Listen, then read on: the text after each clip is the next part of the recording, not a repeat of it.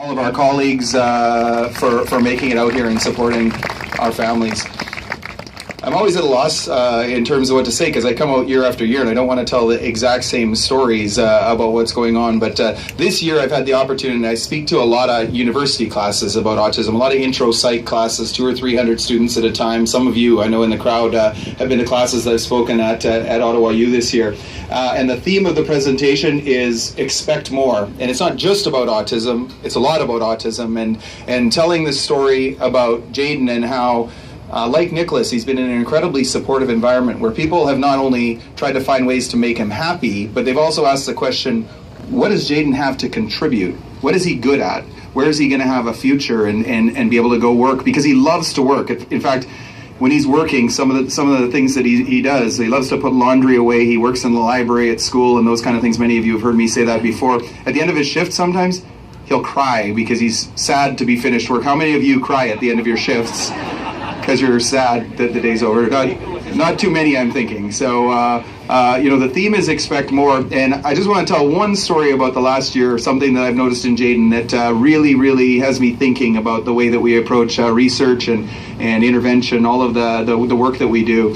In the last year, one of the challenges for people with autism, as most of you families know, is joint attention, right? The idea that when your child is really young and you're playing with something, for many kids, they'll kind of look up at you, see what you think, and then they'll go back to playing and look up at you again. And Jaden never did that when he was young, and many kids with autism don't do that at all when they're young.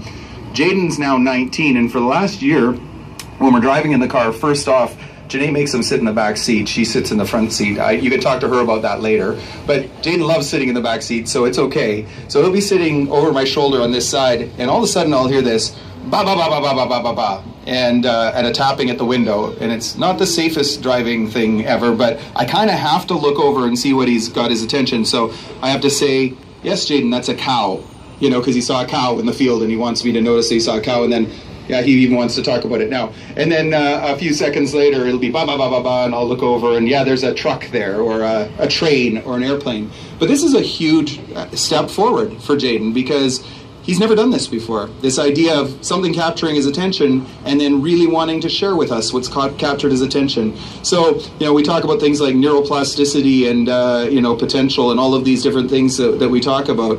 I think that we can never stop expecting more progress as we're working with our family members with autism. And so, thank you.